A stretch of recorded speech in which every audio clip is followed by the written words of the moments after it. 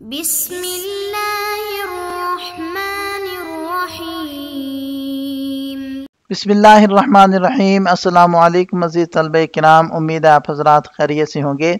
آج ہمارا صحیح مسلم کا سبق نمبر 195 ہے، جس کا عنوان ہے باب قول اللہ تعالی لآدم علیہ السلام اخرج بعث النار۔ آگے بڑھنے سے پہلے خلاصہ جات کو ایک نظر دیکھ لیں۔ گزشتہ سبق میں ہم نے اس عنوان کے تحت ان نکات پر بات کی تھی۔ آج کے سبق میں ہم اس عنوان کے تحت ان مذکورہ نکات پر بات کریں گے۔ تو بڑھتے ہیں سبق کی طرف۔ وبه قال حدثنا عثمان بن ابي شيبة العبسي قال حدثنا جرير عن الأعمش عن ابي صالح عن ابي سعيد رضي الله عنه قال قال رسول الله صلى الله عليه وسلم يقول الله عز وجل يا آدم فيقول لبيك وسعديك والخير في يديك قال يقول أخرج بعث النار قال وما بعث النار قال من كل 1999 قال فذاك حين يشيب الصغير وتضع كل ذات حمل حملها وترى الناس سكارى وما هم بسكارى ولكن عذاب الله شديد قال فاشتد ذلك عليهم قالوا يا رسول الله أينا ذلك الرجل فقال أبشروا فإن من يأجوج ومأجوج 1000 ومنكم رجل قال ثم قال والذي نفسي بيده إني لأطمع أن تكونوا ربع أهل الجنة فحمدنا الله وكبرنا ثم قال والذي نفسي بيده إني لأطمع أن تكونوا ثلث أهل الجنة فحمدنا الله وكبرنا ثم قال والذي نفسي بيده إني لأطمع أن تكونوا شطر أهل الجنة إن مثلكم في الأمم كمثل الشعرة البيضاء في جلد الثور الأسود أو كالرقمة في ذراع الحمار۔ حضرت ابو سعید خدری رضی اللہ عنہ فرماتے ہیں کہ نبی پاک صلی اللہ علیہ وسلم نے فرمایا کہ اللہ عز و جل فرمائیں گے اے آدم، وہ کہیں گے میں حاضر ہوں آپ کی اطاعت اور خدمت میں، اور ہر طرح کی خیر آپ کے دستے قدرت میں ہے۔ اللہ تعالیٰ فرمائیں گے جہنمیوں کو نکال لو۔ وہ کہیں گے کس مقدار سے؟ اللہ تعالیٰ فرمائیں گے کہ ہر 1000 میں سے 999 نکال لو۔ آپ علیہ السلام نے فرمایا یہی وقت ہوگا جب بچہ بوڑھا ہو جائے گا اور ہر حاملہ عورت اپنا حمل جن دے گی، اور تو دیکھے گا لوگوں کو مدہوش نشے میں، مگر وہ مدہوش نہ ہوں گے بلکہ اللہ کا عذاب بڑا شدید ہوگا۔ صحابہ کرام پر یہ بات نہایت شاق گزری، لہذا انہوں نے عرض کیا کہ اللہ کے رسول، نہ معلوم ہم میں سے وہ شخص کون ہوگا؟ آپ علیہ السلام نے فرمایا خوش ہو جاؤ کہ یاجوج ماجوج سے 1000 کافر اور تم میں سے ایک کافر برابر ہوں گے۔ پھر آپ نے فرمایا قسم ہے اس ذات کی جس کی قبضے قدرت میں میری جان ہے، میں یہ امید رکھتا ہوں کہ تم اہل جنت میں سے 1/4 ہوگے۔ ہم نے اللہ کی تعریف اور کبریائی بیان کی۔ آپ علیہ السلام نے پھر فرمایا قسم ہے اس ذات کی جس کے قبضے قدرت میں میری جان ہے، مجھے بلا شبہ یہ امید ہے کہ تم اہل جنت کا 1/3 ہوگے۔ ہم نے اللہ کی تعریف اور بڑائی بیان کی۔ آپ علیہ السلام نے پھر فرمایا اس ذات کی قسم جس کے قبضے قدرت میں میری جان ہے، بلا شبہ مجھے امید ہے کہ تم اہل جنت کا نصف ہوگے۔ دوسری امتوں کے مقابلے میں تمہاری مثال ایسی ہے جیسے کہ ایک سفید بال سیاہ بیل کی کھال میں، یا گدھے کے اگلے دست پر ایک داغ۔ اس اسناد کے رجال 5 ہیں۔ پہلے ہیں عثمان ابن ابی شیبہ العبسی ابو الحسن الکوفی ثقۃ حافظ شہیر۔ دوسرے ہیں جریر بن عبد الحمید بن قرط الضبی ثقۃ۔ تیسرے ہیں اعمش سلیمان بن مہران۔ چوتھے ہیں ابو صالح ذکوان السمان الزیات المدنی ثقۃ ثبت۔ اور 5ویں ہیں حضرت ابو سعید خدری رضی اللہ عنہ، جن کا مکمل نام ہے سعد بن مالک بن سنان الخدری رضی اللہ عنہما۔ یہاں اس اسناد کے لطائف کو ذکر کیا جا رہا ہے۔ یہ امام مسلم رحمۃ اللہ علیہ کی خماسیات میں سے ہے۔ اس کے رجال سے 6 کے رجال ہیں، اور اس سند میں امام اعمش تک کوفی ثقہ راویوں کا تسلسل ہے، اور بقیہ 2 حضرات مدنی ہیں، اور اس میں تابعی سے روایت کر رہے ہیں، یعنی اعمش ابو صالح سے روایت کر رہے ہیں، اور یہ دونوں حضرات تابعین میں سے ہیں۔ اس سند میں امام ابو صالح کے شاگردوں میں سے امام اعمش نے سب سے زیادہ احادیث اپنے استاد صاحب سے روایت کی ہیں، اور وہ تقریباً 1000 احادیث روایت کرتے ہیں۔ اور اس سند کے اندر صحابی رسول مکثرین 7 میں سے ایک ہیں، جنہوں نے 1170 احادیث کو روایت کیا ہے۔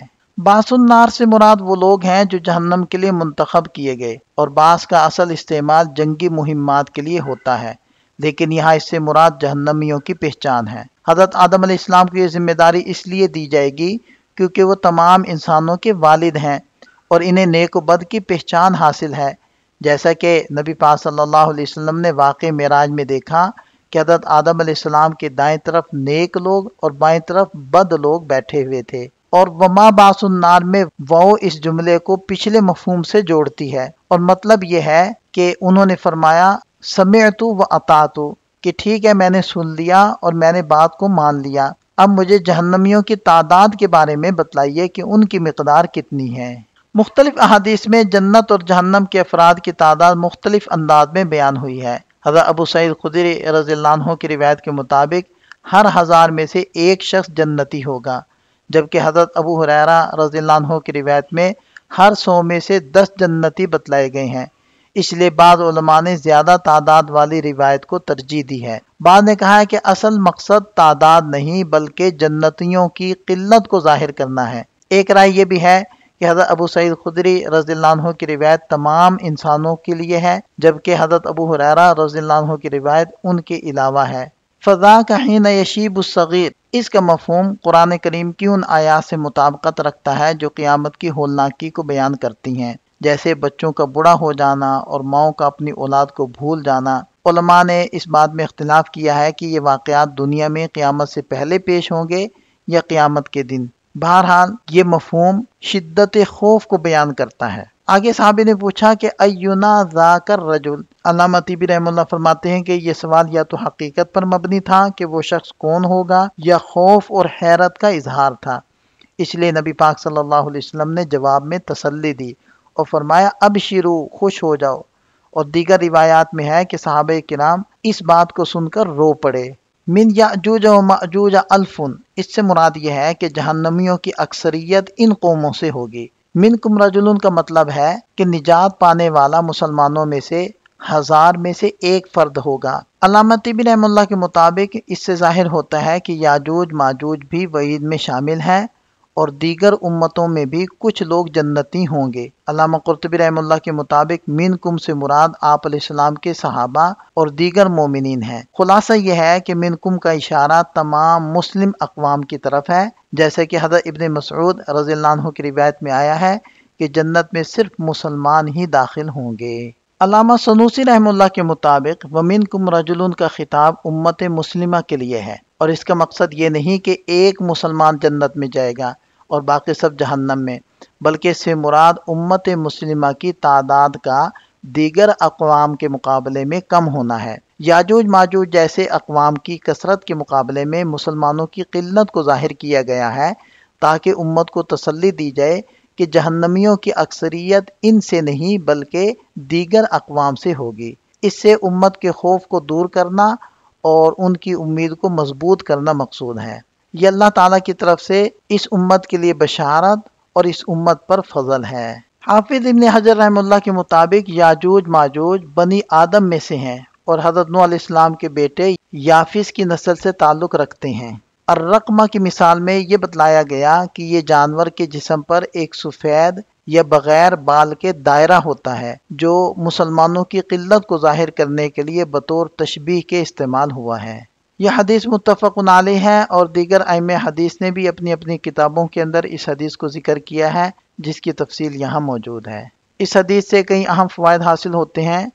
پہلا یہ ہے کہ جہنمیوں کی تعداد بہت زیادہ ہوگی اور جنتیوں کی نسبت 1000 میں صرف ایک ہوگا۔ دوسرا فائدہ یہ ہے کہ خوشی، بشارت یا کسی عظیم خبر کے وقت اللہ کی تحمید کرنا، تکبیر کہنا یہ مستحب ہے۔ تیسرا فائدہ یہ ہے کہ قیامت کا زلزلہ بہت شدید ہوگا اور ہولناک ہوگا جیسے کہ قرآن میں بیان ہوا ہے۔ چوتھا فائدہ یہ ہے کہ اللہ تعالیٰ کی صفت ید یہ ثابت ہے مگر اس کی شان کے مطابق۔ پانچواں فائدہ یہ ہے کہ حضرت آدم علیہ السلام نے اللہ کے ساتھ ادب کا مظاہرہ کیا، والخیر کلہ بیدی کہہ کر اللہ کی طرف صرف خیر کو منسوب کیا، حالانکہ سب کچھ اللہ کے ارادے سے ہوتا ہے۔